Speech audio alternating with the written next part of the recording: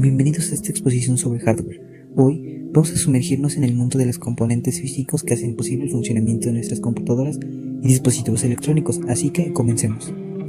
Como índice de los temas por ver, tenemos en primer lugar a la memoria, así como los tipos de memoria, la placa madre y sus tipos, así como también los procesadores y los tipos de procesadores que existen, y para finalizar, el disco duro y el teclado. Demos inicio con la memoria. Comencemos con lo básico. La memoria, en el contexto de la tecnología, es como el cerebro de nuestro dispositivo. Esta está compuesta por celdas de almacenamiento, las cuales son el lugar donde se almacenan y recuperan datos de manera temporal o permanente. La memoria se refiere a los dispositivos y circuitos que permiten almacenar, retener y recuperar datos de manera temporal o permanente. Estos dispositivos son esenciales para el funcionamiento de una computadora u otro dispositivo electrónico. Existen varios tipos de memoria, pero los más importantes son la memoria RAM y la memoria de almacenamiento, que incluye discos duros y SSD. Continuemos con la memoria RAM. La memoria RAM es como la memoria de trabajo de tu computadora. Su función principal es proporcionar acceso rápido a datos y programas mientras el sistema está en funcionamiento. Pero, ¿por qué Random Access? Porque la RAM permite acceder a cualquier ubicación de almacenamiento directamente, sin tener que pasar por cada dato en su secuencia. Esto significa velocidad máxima y eficiencia. La RAM almacena datos de manera temporal, mientras estás utilizando tu computadora. Cada vez que abres un programa o trabajas un archivo, la RAM entra en acción para proporcionar acceso instantáneo. La cantidad de RAM influye directamente con el rendimiento de tu sistema. Con suficiente RAM, las operaciones son fluidas. Sin ellas, las cosas pueden volverse lentas y complicadas. Para concluir con la memoria RAM, podemos decir que es el motor rápido de tu computadora. Proporciona velocidad y eficiencia, permitiendo que realices múltiples tareas sin problemas. Ahora pasemos con la memoria ROM. Comencemos con la memoria ROM, la cual es un componente crucial que establece las instrucciones fundamentales para que tu dispositivo funcione. Es como el ADN que define la identidad de tu dispositivo. El término read-only significa que los datos almacenados en la memoria ROM son permanentes y no pueden ser modificados durante la operación normal. Esta estabilidad es esencial para las instrucciones básicas del sistema. La memoria ROM almacena las instrucciones esenciales del sistema operativo y el firmware. Estas instrucciones son críticas para el arranque y funcionamiento básico del dispositivo. Durante el proceso de arranque, el sistema operativo extrae instrucciones críticas de la memoria ROM.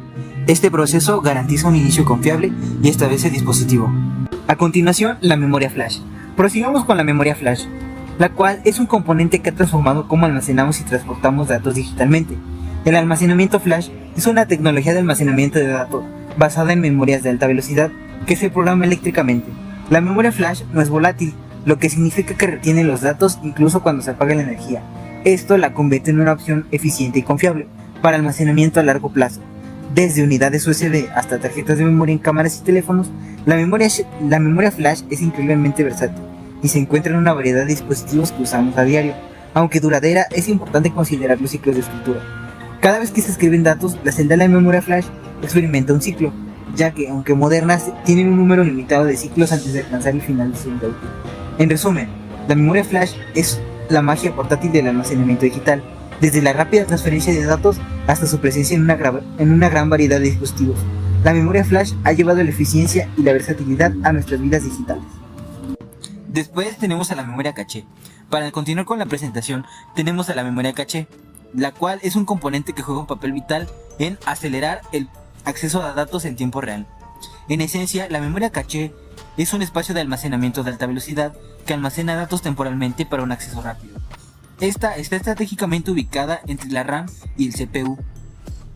La memoria caché opera en base al principio de localidad, que asume que los datos que se acceden recientemente probablemente se vuelvan a acceder pronto.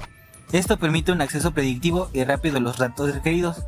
La memoria caché brinda beneficios significativos al mejorar la velocidad de acceso a datos críticos. Sin embargo, su tamaño limitado y la necesidad de gestionar eficientemente los datos representan desafíos claves.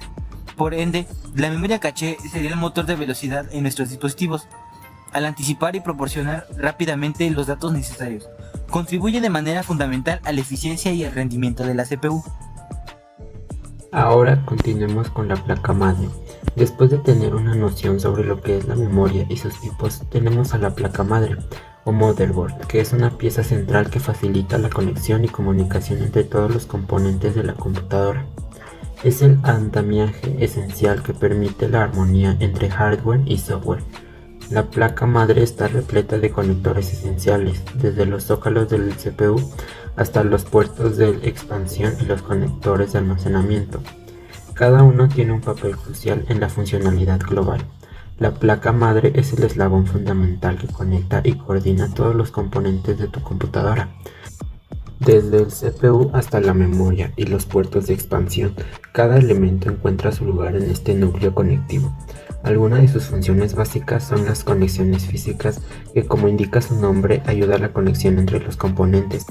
Así como algunos ejemplos de esto son el procesador, el disco duro, la que ya antes mencionada, memoria RAM, la fuente de poder y la tarjeta gráfica.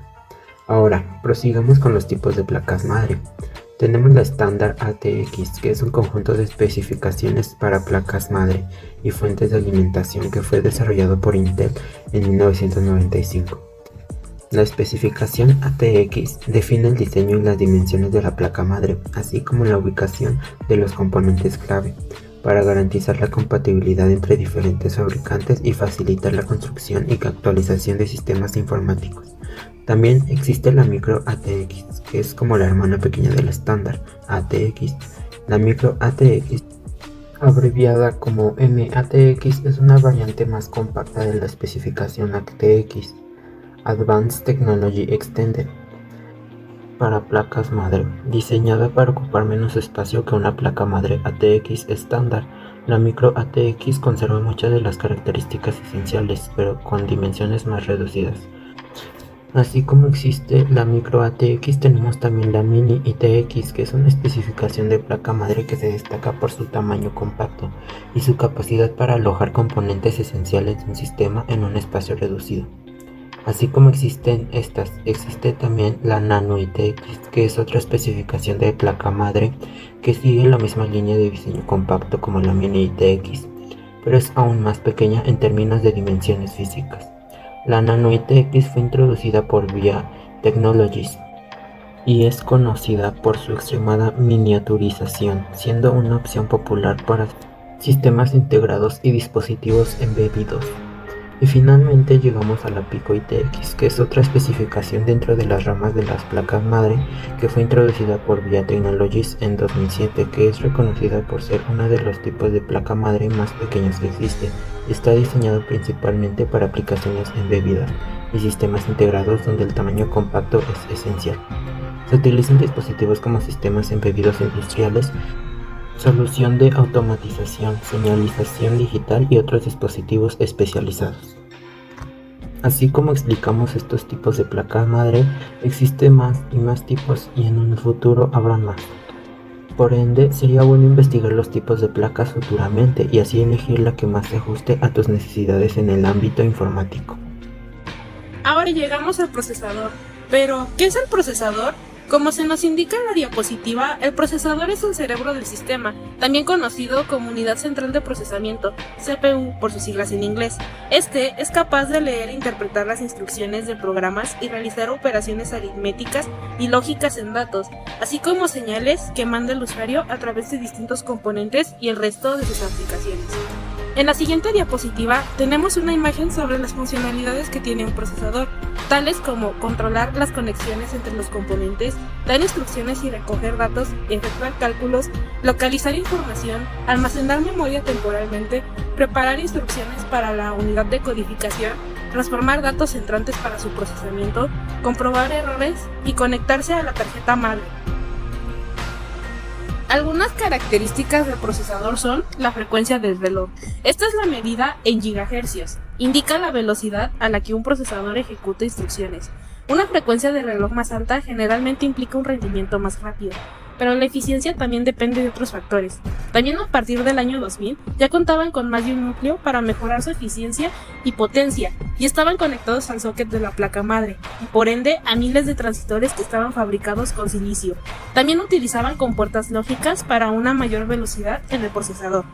Ahora que tenemos el procesador de 4 núcleos, que es uno de los más utilizados en el mundo en este tiempo. Este permite la ejecución simultánea de múltiples tareas y optimizar la utilización de los recursos del procesador. Como acabamos de decir, este permite la ejecución simultánea de instrucciones, ya que cada núcleo ejecuta instrucciones de manera independiente, lo que permite hacer varias tareas al mismo tiempo. También otra ventaja de este procesador es la división de tareas que da una distribución equitativa de la carga de trabajo. En consecuencia, una nueva ventaja sería la coordinación entre núcleos, que hace que se puedan comunicar entre sí para coordinar las tareas y compartir los recursos. Como otro plus, tendremos la administración de caché. En esta generación de procesadores, generalmente estos tienen su propia memoria caché. Por último, tendremos la administración de la energía, que hace que se ajuste dinámicamente la frecuencia y el voltaje para cada núcleo según la carga de trabajo.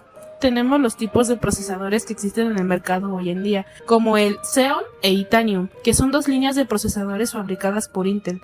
Por otro lado, tenemos el Intel Core i9-990KS, pero basado en la arquitectura Coffee Lake de Intel, que forma parte de la familia de procesadores Intel Core de novena generación. Así como también tenemos el Snapdragon 865 Plus, que era un procesador móvil de alto rendimiento fabricado por Qualcomm, una empresa conocida por desarrollar procesadores para dispositivos móviles. Estos procesadores antes mencionados también tienen una competencia del lado de Apple, con el A13 Bionic, el cual es un procesador diseñado por Apple para sus dispositivos móviles, que fue diseñado y basado en la arquitectura de ARM. Por último, tenemos la línea Atom, que es una línea de microprocesadores diseñada por Intel, inicialmente destinada a dispositivos de bajo consumo de energía, tales como netbooks, tabletas, dispositivos IoT, Internet de las Cosas, y otros dispositivos portátiles y embebidos. A lo largo del tiempo, la serie Atom ha evolucionado para abordar una variedad de necesidades en el espectro de dispositivos de bajo consumo de energía. Así que, en síntesis y para terminar, el hardware constituye la columna vertebral esencial de nuestros dispositivos electrónicos, formando la base sobre la cual se erige toda la infraestructura tecnológica moderna. Este conjunto de componentes físicos no solo abarca la potencia de procesamiento, sino que también se extiende a la capacidad de almacenamiento y las conexiones vitales que posibilitan el funcionamiento sin fisuras de nuestras tecnologías contemporáneas. Prosigamos con el disco duro, el cual, como se nos indica, es un tipo de tecnología que almacena el sistema operativo, así como las aplicaciones y los archivos de datos que utilizan nuestras computadoras para su funcionamiento normal. Algunas de sus características son el que se puede ralentizar especialmente para abrir aplicaciones o archivos grandes, así como también usan mucha alimentación y por ende producen mucho calor. Está compuesta por una placa que contiene compartimentos para retener datos, y finalmente este se conforma por un brazo actuador que se mueve por el disco para leer y escribir información solicitada. Algunos componentes del disco duro pueden ser el frente, el actuador, el archivo guardado, el eje, el disco, la cabeza de lectoescritura, el brazo y el tablero del circuito. Ahora pasemos con los tipos de unidades de almacenamiento que existen, las cuales son un conjunto de componentes utilizados para leer o grabar datos en el soporte de almacenamiento de datos de forma temporal o permanente. Existen dos tipos, las cuales son del tipo interno y del tipo externo. En el interno se asegura la información en la CPU de la computadora, y como ejemplo tenemos al disco duro, la memoria RAM y la memoria ROM. Para las de tipo externo tenemos que son un soporte de transferencia de datos y en algunos casos como copias de seguridad en este tipo. Tenemos de ejemplo la memoria USB, las tarjetas de memoria y el disco virtual. Ahora para finalizar tenemos el teclado, el cual es un dispositivo de entrada que utiliza una disposición de teclas para que actúen como interruptores electrónicos que envían información a la computadora. El teclado está dividido en 4 bloques, los cuales son el de funciones, el alfanumérico, el especial y el numérico. Algunas características en este dispositivo de entrada son que tiene entre 99 y 108 teclas, así como también que está dividido en 4 bloques, como antes se mencionó, y que posee cierto espacio en la memoria RAM que hace capaz de almacenar las últimas pulsaciones, en caso de que no se puedan leer a causa de la velocidad del teclado del usuario. Eso sería todo por nuestra parte, esperemos que les haya gustado la presentación. Muchas gracias.